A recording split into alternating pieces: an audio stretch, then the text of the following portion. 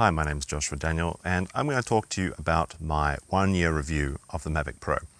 So I think it's actually a little bit more than a year now. I think I got the Mavic Pro in, I want to say early March or the end of February. And I was living in Japan at the time, so it was winter and it was snowing a lot, so I didn't actually use it too much in the first few days that I got it. But since then, I've actually used it maybe, not every day, but it must be every 2 days or every 3 days. So I've had a lot of use, and I actually looked at my stats just before I made this video, and in the DJI Go app you can have a flight record. So according to this, I've had about, looks like just under 580 flights with a combined flight time of about 70 hours. So I have got a lot of use out of the Mavic. I've taken it to a couple of countries actually. At the moment I'm in New Zealand, and I have to say that this was my first drone and I fell in love with this from day one.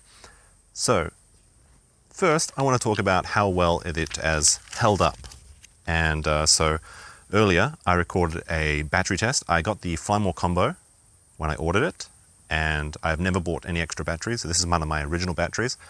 And according to the DJI flight time website, the Mavic has about 27 minutes flight time, but only 24 max hovering.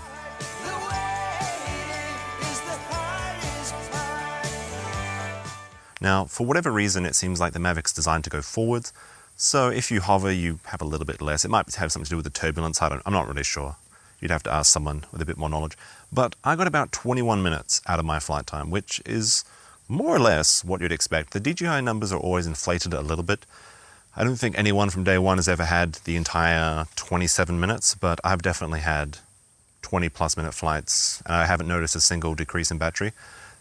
And actually, apart from the one battery that I did drop, so I dropped it and it chipped the undercase of it, but actually I just repaired it and it still seems to work, although I am a bit more careful with that battery. I don't use it for sports mode, because I have heard that some people had problems with the battery of the Mavic falling out, but that just seems like they don't click it properly into the compartment. So I always make sure I hear that double click sound that just lets you know that your battery's in safe, and just gives me a bit of extra confidence. For durability, the Mavic has served me very well. All of my crashes, with the exception of maybe 1 or 2, have been piloting error. So I was showing off. I think the first time I put it into sports mode, I forgot to take it out of sports mode. I tried to land it, it just bounced across the ground, and I have a little bit of a chip on my back, I guess wing or rotor holder, whatever you want to call it.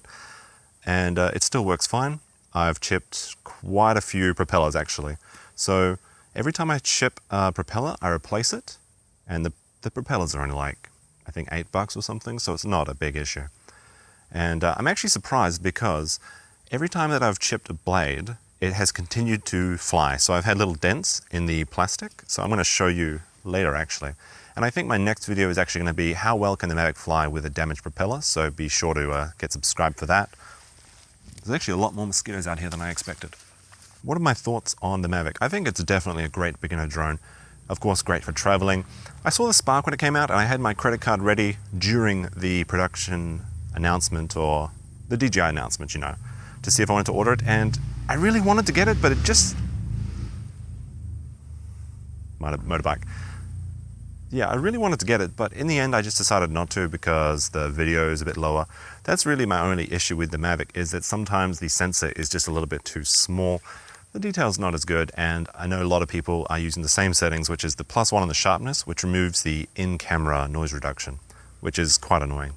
It kind of has a mushy appearance, and a lot of the people that just don't find it quite right. So I wish DJI would make no artificial noise reduction, just like 0 should be the base settings. It shouldn't be with some added feature or color or saturation or something. So that's my only issue. I use them +1 sharpening, -1 contrast, and -1 saturation. I usually shoot in a D-Log 4K, and I think I've had some pretty good results with it. I've actually managed to sell quite a bit of stock footage with this around in Japan and New Zealand. That's actually another good way you can make a bit of money off the cost of your drone. You can try and earn a bit of money, so you can buy those extra propellers, or even get a new drone. And I think this is, since it's in just complete working order so far, you know, if I get a Mavic 2 or whatever, maybe I'll sell this little guy, and it'll basically be free. So the only other issues I've really had with it when I was really using a older phone, so I was using a Sony Xperia, and when I was in Japan in the summer, it gets really hot and humid, and my phone would crash a lot, and the app would crash. And actually, that may be on DJI's fault as well, because the DJI Go app isn't the best for Android. It's more designed for iPhone, so they get a little bit better out of the use. One of the things that a lot of people had problem with on the Mavic is you have to tap to focus. The Phantoms, they have an infinity focus, so it's less sharp by a hair, but you never have to worry about things being in focus. It does take away that little extra bit of creativity you can get with the background blur, but realistically in drone photography, you're not doing that very often anyway. So a couple of the things that I've noticed when I've been traveling with the Mavic is, firstly, this is actually improved upon in the Mavic Air, is on the controller, these little sticks, they just make that a bit, you don't want to damage them, so you try and make something that can like cover them, and a lot of people have a 3D printed little cover. I just use the cardboard from the original box it came in. I cut out a little thing, so I have like a little plate that goes here, but I definitely did see that the Mavic Air had a great improvement, which is when you could screw these off and put them inside here, and I'm really expecting that to be in the new Mavic 2. So there's a lot of leaks going around in Mavic 2, and it sounds like it's going to be the actual perfect drone that I want. So when I got a drone, I looked at a lot of YouTube videos, and people were saying, you can't tell the difference between the Mavic footage and the Phantom footage. It's just the same, but they are, to someone that has never used a drone before and not really edited photos before, like I was when I started, that just wasn't, it seemed like they were telling the truth, but they were not. The difference is actually quite a bit, and that's just because of the limitations of the smaller sensor. So apparently the Mavic 2 is going to have the 1-inch sensor, I think it's 1 inch, that the Phantom 4 Pro uses, so it's essentially going to be a Phantom 4 that you can fold down. And that actually sounds perfect for my needs, because to be honest, I would love to get a Phantom 4 for more production purposes, but it's so much work to carry that around. And yeah, that's still a very small one. So hopefully we're going to see that in the next update. Also, I'm expecting a lot more because, as you know, the Mavic Air does have the extra bit rate on the, I think it's 100 megabits per second, which is versus the 60 on the Mavic. So the Mavic Air, if you're thinking about getting a drone right now, does have a better camera, and all considered, I definitely think that the Mavic Air is the drone of choice for most people at the moment. I don't think there's any sacrifice in video quality. It's smaller, I think it's cheaper. The flight time is reduced, that's the one thing. If you do worry about the flight time, but honestly, I found myself with more than enough flight time on the Mavic. The only time I've ever wanted more flight time is when I maybe flew a bit too far over the ocean, and I was struggling to get back versus ocean winds because, apparently the wind does get stronger the further out to the ocean that you get. Hey, boy. One thing I've actually noticed is you have to be a bit careful around animals. So I never thought about this before I had a drone, but everyone's noticed that birds do come out and cause a bit of a problem when you have your Mavic, and I made another video about that if you want to see it. The gist of it is, if you fly up, it more or less scares the birds away and they stop chasing you. And also, dogs seem to go crazy for, I'm not sure if it's the sound of the rotors or the sound of the camera, but this boy here, he just goes nuts. He starts howling and complaining, but when it's turned off, he doesn't care about it. So he definitely I think it's just the motor sound. It could be the sonic sensors, so I tried turning those off when I was flying, but just keep above maybe 2 meters. He can't really jump up there and get it. So would I recommend the Mavic to a new user? Depends on your price range, of course. If you just want to fly a drone around and have fun, you could get the Spark. I think the Spark is so expensive.